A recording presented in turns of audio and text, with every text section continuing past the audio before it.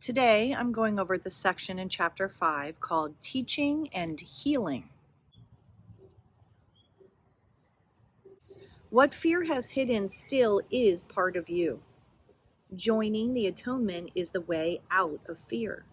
The Holy Spirit will help you to reinterpret everything that you perceive as fearful and teach you that only what is loving is true. Truth is beyond your ability to destroy, but entirely within your ability to accept. It belongs to you because, as an extension of God, you created it with Him. It is yours because it is part of you, just as you are part of God because He created you. Nothing that is good can be lost because it comes from the Holy Spirit, the voice for creation. Nothing that is not good was ever created and therefore cannot be protected. The atonement is the guarantee of the safety of the kingdom, and the union of the sonship is its protection. The ego cannot prevail against the kingdom because the sonship is united. And I love this last rhyming line of this paragraph. In the presence of those who hear the Holy Spirit's call to be as one, the ego fades away and is undone. So this first paragraph is explaining to us how fear hides our truth, which is love, which is oneness, and that joining the atonement is the way out of fear, and that means joining with the truth, knowing that this illusion is not real, this world is not real, and that our truth is spirit. He tells us that the Holy Spirit is going to help us reinterpret everything that we think is fearful and teach us that only love is true. So when we listen to the voice of Holy Spirit, it will teach us these things. He's telling us that we cannot destroy truth, but we can block it, and that this truth always belongs to us because it is us. We are one with God, and this truth, this love, is an extension of God. It is who we are. And that's why he's telling us it is a part of us and we can never lose it. He's telling us that nothing that is not good, meaning nothing that is not of love, has ever been created. And it cannot be protected. It won't be protected by God because it is not of God. This illusory world is not of God. God knows nothing of it. It is not coming from God. It is coming from our split mind. It is coming from the ego part of our mind that tells us that fear is real and that we need to be fearful of God. So he's letting us know that we don't need to fall for that trick, that the truth is always safe and that we can always find it. The atonement is the guarantee of the safety of the kingdom meaning heaven, meaning this state of oneness that we are all in, extending love eternally with God. He's telling us that the ego cannot prevail against the kingdom or the sonship, which is the same as God or Christ or the oneness or love. The ego cannot prevail. And that's why he's telling us with this wonderful rhyming poetic last line that in the presence of those who hear the Holy Spirit's call to be as one, the ego fades away and is undone. Because when we hear the Holy Spirit's call, we know that we are all one and we are all love. This in turn undoes the ego and causes the ego to fade away because it was never real to begin with. So it just goes away when we no longer believe in it. What the ego makes, it keeps to itself. And so it is without strength, right? Because it's not real. It's just an illusion. Its existence is unshared. It does not die. It was merely never born. So the reason that the ego's existence is unshared is because the only thing that we can truly share is love, is spirit, is the truth of what we all are. So we cannot really share ego. And the reason the ego never dies is because it was never really born, because it doesn't really exist. It's just an idea in our mind, in our split, unhealed mind. Physical birth is not a beginning. It is a continuing. Everything that continues has already been born. It will increase as you are willing to return the unhealed part of your mind to the higher part, returning it undivided to creation. So that's his way of telling us that The ego doesn't exist. It's never really been born. And when we return our mind to the higher part of our mind, which means Holy Spirit, this is how we heal our split mind. And this is how we increase our understanding of who we really are in spirit, being love. We do this, we increase this and share this with others by accepting it for ourselves, by giving our mind over to Holy Spirit. I have come to give you the foundation so your own thoughts can make you really free. So Jesus gave us this course to give us the foundation of our truth so that we can understand that we are one with him, that we are Christ, that we are all the one innocent child of God, that we've never done anything wrong. That is our foundation. And he wants us to have freedom. We can really be free when we know that. Otherwise, we are imprisoned by our split mind. We are imprisoned with fearful ego thoughts. You have carried the burden of unshared ideas that are too weak to increase. But having made them, you did not realize how to undo them. So he's talking about ego thoughts. You cannot cancel out your past errors alone. They will not disappear from your mind without atonement, a remedy not of your making. The atonement must be understood as a pure act of sharing. That is what I meant when I said that it is possible, even in this world, to listen to one voice. That's the voice of Holy Spirit. If you are part of God and the sonship is one, you cannot be limited to the self the ego sees. So when he says you cannot cancel out your past errors alone, they will not disappear from your mind without the atonement, a remedy not of your making, meaning the atonement is given to us by Spirit. That's why it's not of our making. And we cannot just cancel out past errors. We need to forgive them. Forgiving them means knowing that they never even really happened. So as we practice forgiveness, knowing that our illusions are not real, knowing that the ego's thought system is not real, knowing that the fears that we keep believing in are not real, we will be giving our mind over to our higher mind, which gives us the atonement, which is the truth, which is the knowing of the love and the oneness. But we can only do that by being in our right mind, by perceiving correctly. Otherwise, we will be limited by the ego's beliefs. Every loving thought held in any part of the sonship belongs to every part. That's because we are all one. So when we share love, which is the only thing that we can really share, is love. And when we do that, it belongs to everyone because we are all one. We are all connected. We are connected in spirit. All of our minds are unconsciously joined. So when we feel that love, every part of the sonship feels it as well, unconsciously. And that's why he says it is shared because it is loving. So only love can be shared. We're not talking about special love. We're not talking about egoic love. I love this one, but not that one. I love this one extra special because of these reasons, and I hate that one extra special because of those reasons. That's not the kind of love we're talking about. We're talking about the love of God, spirit love, that we are all the innocent child of God, and that all we are is love. That is the love that he is speaking of, and that is the only thing that can truly be shared, because it is the only thing that is real. Sharing is God's way of creating, and also yours. The ego can keep you in exile from the kingdom, but in the kingdom itself, it has no power. So we could also call the kingdom heaven. Heaven is a state of oneness. It is an awareness of being one with one another and with God and extending love eternally. That is what the kingdom is. So the ego can keep you exiled from the kingdom, right? It can make you believe that the kingdom isn't there and that you really are a separate being and a sinner. The ego can trick you and to make you believe that, but it has no actual power within the kingdom, within truth. There is no power in the ego's mistaken thoughts. Ideas of the spirit do not leave the mind that thinks them, nor can they conflict with each other. However, the ideas of the ego can conflict because they occur at different levels and also include opposite thoughts at the same level.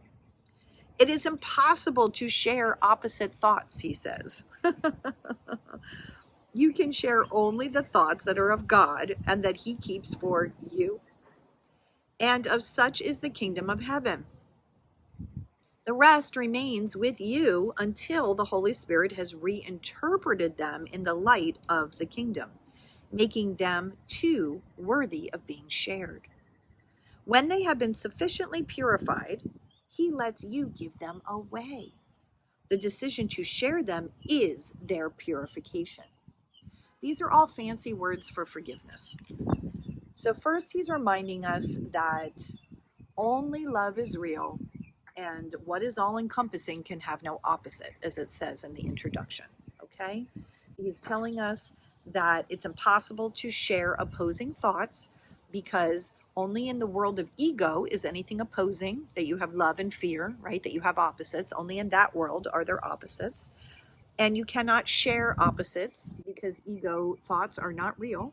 So the only thing that you can truly share is love, real love coming from spirit. And when we allow our mind to heal, this is when our thoughts have been sufficiently purified, he says, and this is when he lets us give them away. And he says the decision to share them is their purification. So again, fancy words for practicing forgiveness. When we remember who and what everything really is, and we let the illusion go, and we are no longer judging, we don't see opposites and we don't see fear, then our thoughts are purified. We are thinking with our right mind, with spirit mind, and that is when we can share. And through that sharing of the love, everything is purified, because then we and everyone else unconsciously is remembering what is real, which is love and nothing else. I, meaning Jesus, heard the one voice because I understood that I could not atone for myself alone. Okay, meaning that we cannot wake up alone. We have to wake up by practicing forgiveness with our brothers. Remember, brothers is just a term of duality because this is a world of duality. Brothers just means everyone else out there. We can only heal our own mind by seeing others as the pure, innocent child of God. He couldn't do it alone because we all have to wake up by forgiving others. We have to know that everyone and everything out there, first of all, isn't even really there, that it's just a projection of separation coming from our one mind, and that we are all the innocent child of God. That's why we can't do it alone. The only way that we can wake up is to know that we are all one and all innocent. Listening to one voice implies the decision to share it in order to hear it yourself. The mind that was in me is still irresistibly drawn to every mind created by God because God's wholeness is the wholeness of his Son. So he's talking about Christ consciousness. So the mind that was in me, meaning Christ consciousness, meaning waking up and knowing who he really was, he's saying that that mind, Christ consciousness, is still irresistibly drawn to every mind that God created, which is all of us, right? Think of Christ consciousness as a magnet. It is constantly magnetized to every single mind within the sonship, calling it to its truth, calling it home. And what is resisting that pull, that magnetism, is the ego. That's what the ego does. That's its job, is to resist truth, to keep us confused so we don't see who and what we really are. You cannot be hurt and do not want to show your brother anything except your wholeness. Show him that he cannot hurt you and hold nothing against him, or you hold it against yourself. This is the meaning of turning the other cheek. Turning the other cheek doesn't mean what much of the world thinks it means, which is also the world's definition of forgiveness, which is, oh, I'm better than you, and therefore I'm going to turn the other cheek and not pay attention and forgive you because I'm so amazing and I'm so in touch with God that I'm going to forgive this terrible thing that you have done. That's the world's definition of forgiveness. It has levels. But in truth, there are no levels, and that is not the forgiveness that the Course is teaching. So what turning the other cheek really means is knowing that this terrible thing that you think you see that someone or many people did out in the world, that it actually never really happened, that it is a projection coming from your own mind being projected out into your dream. You put it there so that you could judge it. This is how the ego keeps going all the time. We're always projecting our guilt out to others, blaming others, seeing how others have done something wrong, or even to ourselves, blaming ourselves and thinking we've done something wrong. This is where all the guilt is coming from, because we keep judging and thinking that someone else is at fault, even if it's ourselves. And turning the other cheek means knowing, okay, wait a minute, I'm not going to take this thing seriously that I think is really terrible, because I know that it's not really true. It's a projection from my mind. And I know that the truth is that that person, these people, are really all the innocent child of God. Therefore, I forgive us all for what we have never really done. There is only innocence.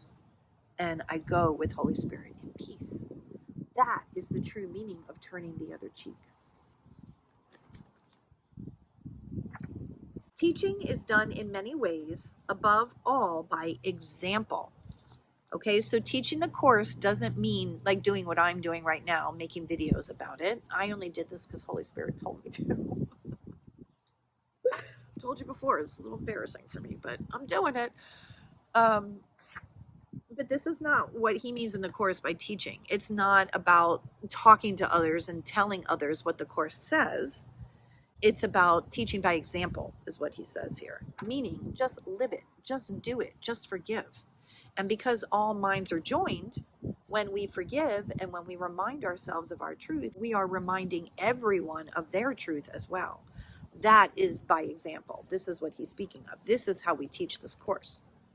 Teaching should be healing, because it is the sharing of ideas and the recognition that to share ideas is to strengthen them. And the ideas that he's talking about is love, is oneness. That is the only thing we can truly share.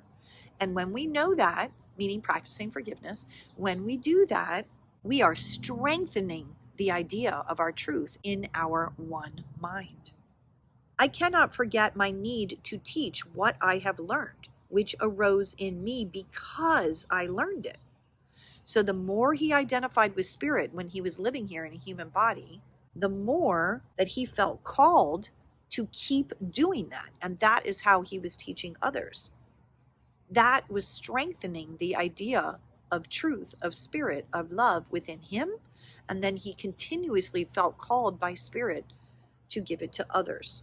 I call upon you to teach what you have learned, because by doing so, you can depend on it.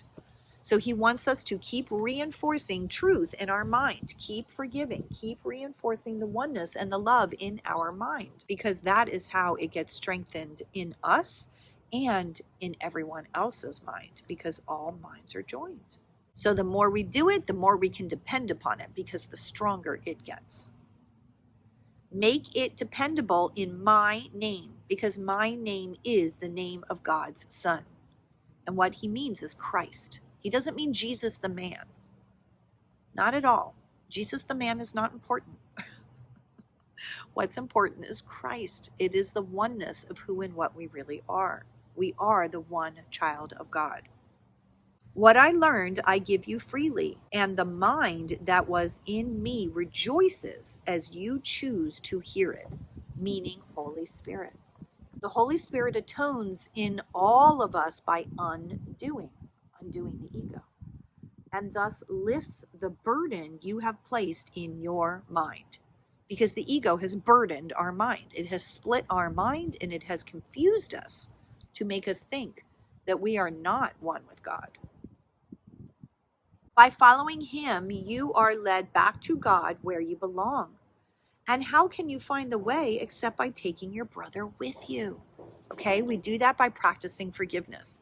It is not anything that we need to do with our behavior in the world. It doesn't matter what we say or what we do or who we speak to. This is not what he's talking about. He's talking about in our mind, making the choice within our mind. That is how we teach ourselves and others who we really are. And that's what he means by taking your brother with you. Not physically, not practically within the world, but in your mind. You are taking your brother with you when you forgive them, when you know that all of your brothers are the innocent child of God. That is how you are taking your brother with you. My part in the atonement is not complete until you join it and give it away. Again, meaning practicing forgiveness. Join with your truth, join with God, join with Holy Spirit, and then give that truth away in your mind by knowing that that's what everyone is.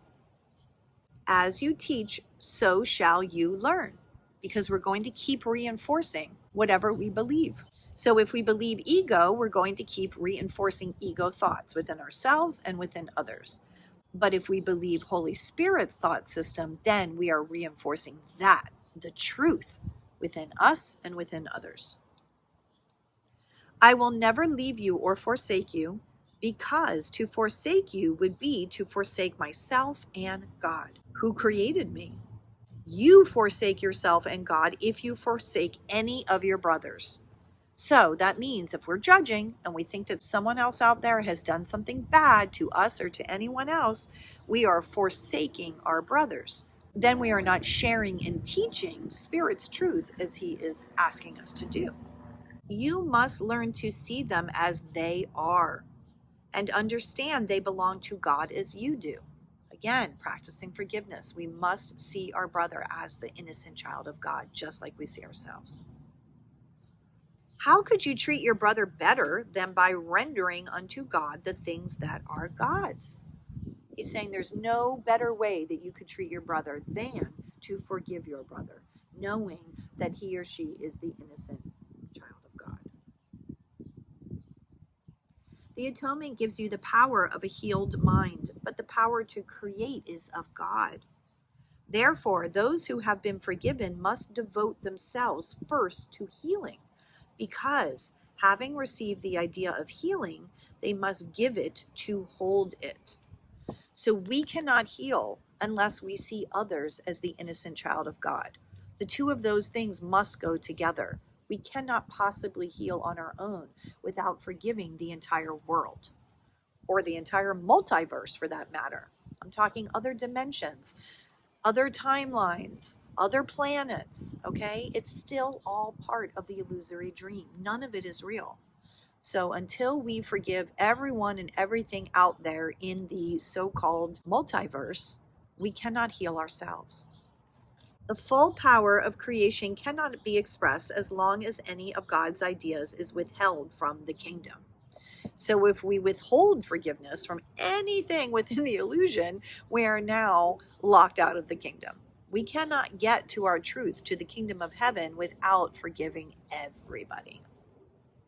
The joint will of the sonship is the only creator that can create like the Father, because only the complete can think completely.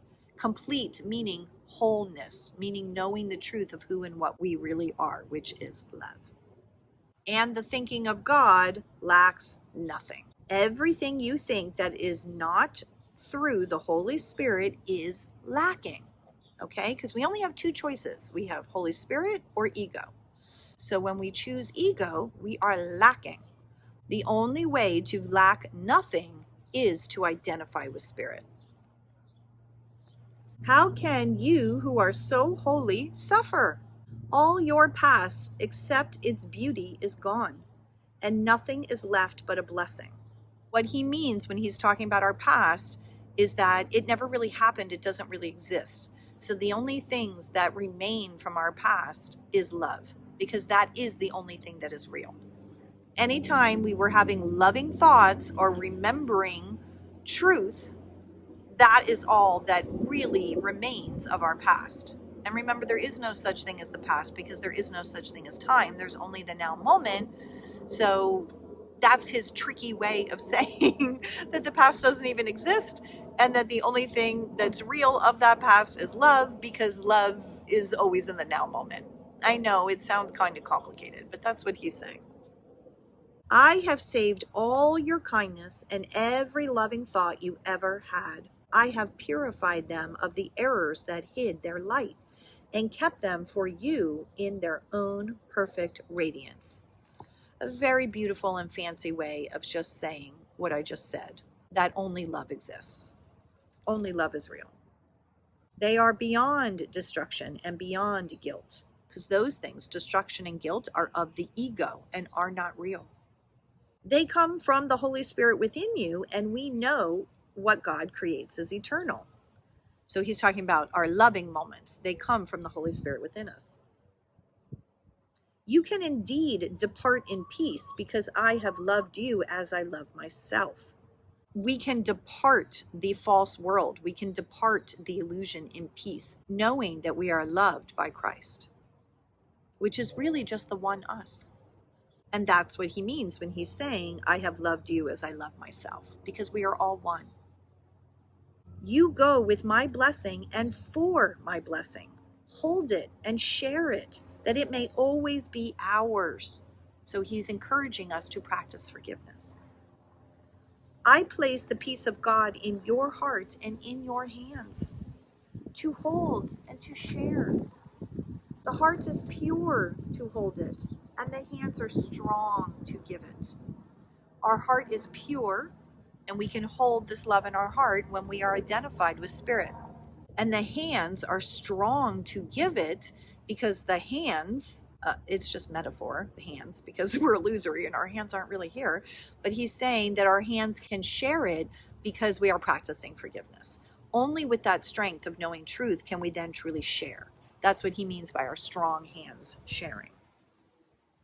We cannot lose, okay? When we identify with Spirit, we absolutely cannot lose. My judgment is as strong as the wisdom of God, in whose heart and hands we have our being. So our true being is with God. That is our truth. His quiet children are his blessed sons. That's us. The thoughts of God are with you. We are the thoughts of God. We can identify with the thoughts of God. We are God's creation. That's how God even created us to begin with, through thought. That is creation. We are the innocent children of God. And the way to really know that, to really feel that, to really experience that, even within this illusory world, is to identify with Spirit. Even though we're dreaming, we can still have a happy dream, meaning knowing who and what we and everyone else really is. And as we continue to do that in each now moment again and again and again, this is how we awaken.